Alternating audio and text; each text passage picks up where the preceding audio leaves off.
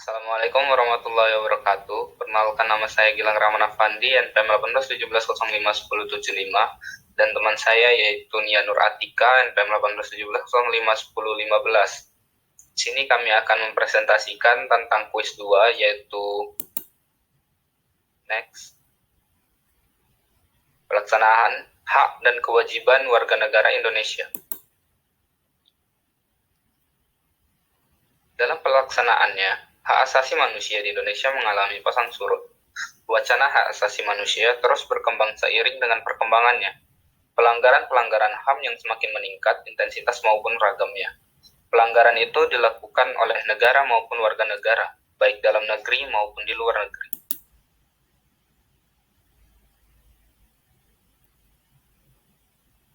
Hak dan kewajiban. Hak adalah segala sesuatu yang pantas dan mutlak untuk didapatkan oleh individu sebagai anggota warga negara. Hak pada umumnya didapat dengan cara diperjuangkan melalui pertanggungjawaban atas kewajiban. Sedangkan kewajiban adalah segala sesuatu yang dianggap sebagai suatu keharusan atau kewajiban untuk dilaksanakan oleh setiap individu sebagai anggota warga negara guna mendapatkan hak yang pantas untuk didapat.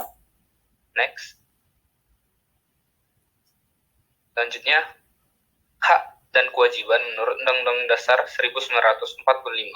Hak dan kewajiban negara adalah menggambarkan apa yang seharusnya diterima dan dilakukan oleh negara atau pemerintah dalam melindungi dan menjamin kelangsungan hidup negara serta terwujudnya cita-cita dan tujuan nasional sebagaimana tercantum dalam pembukaan Undang-Undang Dasar 1945.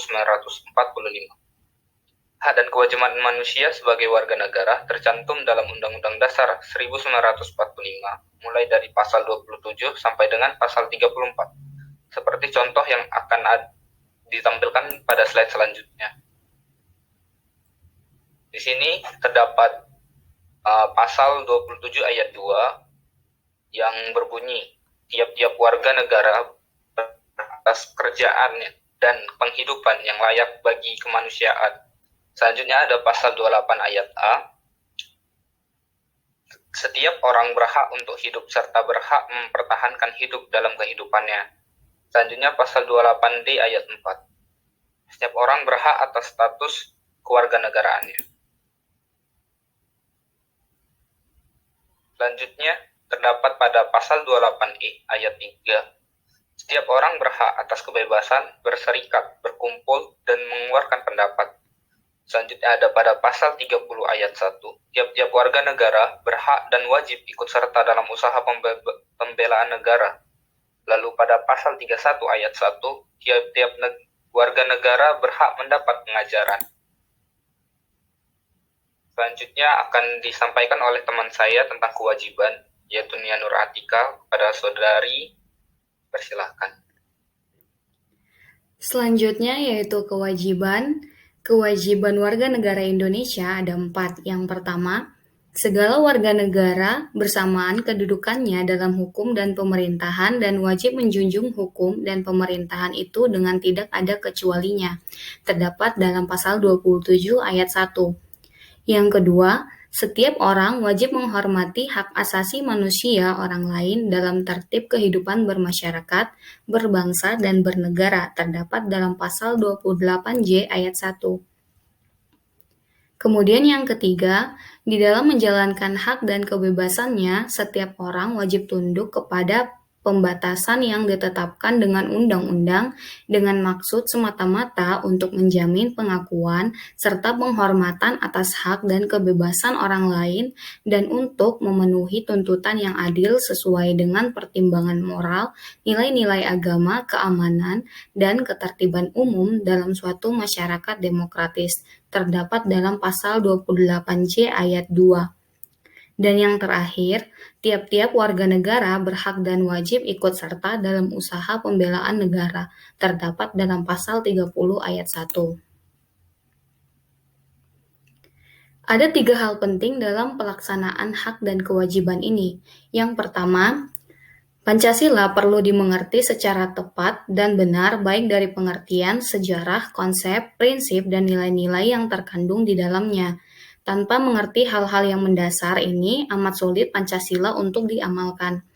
Selain daripada itu, Pancasila akan cepat memudar dan dilupakan kembali. Kekuatan akar pemahaman ini amat penting untuk menopang batang, ranting, daun, dan buah yang akan tumbuh di atasnya.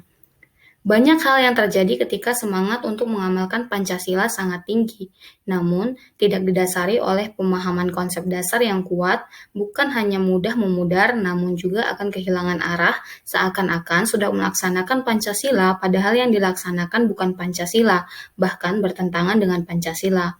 Hal ini amat mudah dilihat dalam praktek perekonomian dan perpolitikan Indonesia saat ini yang tanpa sadar sudah mengekor pada sistem kapitalis, neoliberalis, dan perpolitikan yang bernapaskan individualis bukan kolektivis. Dan yang kedua, pedoman pelaksanaan. Semestinya kita tidak perlu malu mencontoh apa yang sudah dilakukan oleh pemerintah Orde Baru yang berusaha membuat pedoman, penghayatan, dan pengalaman Pancasila atau disebut dengan P4. Pedoman ini sangat diperlukan agar negara dan warga negara mengerti apa yang mesti dilakukan, apa tujuannya, dan bagaimana strategi mencapai tujuan tersebut. Manakala tidak ada pedoman pelaksanaan, maka setiap orang berusaha membuat pedoman sendiri-sendiri sehingga terjadi absurditas atau kebingungan. Yang ketiga, perlunya lembaga yang bertugas mengawal pelaksanaan Pancasila.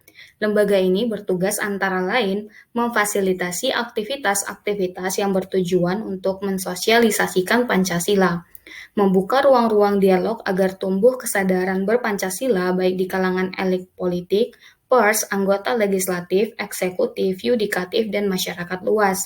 Yang tak kalah penting adalah ikut memberi masukan kepada lembaga-lembaga negara dalam melaksanakan tugas dan membuat kebijakan, serta ikut mengevaluasi setiap kebijakan yang dilakukan agar terjamin tidak bertentangan dengan Pancasila.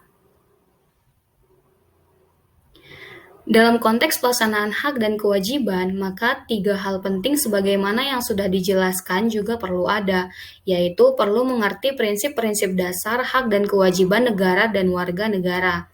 Terdapat pedoman pelaksanaannya dan ada lembaga yang mengawalnya. Namun demikian, selain melihat klasifikasi tersebut, perlu juga memahami konsep, prinsip, dan nilai Pancasila dalam pelaksanaan hak asasi manusia. Cukup sekian yang dapat saya dan teman saya sampaikan, kurang lebihnya kami mohon maaf. Assalamualaikum warahmatullahi wabarakatuh.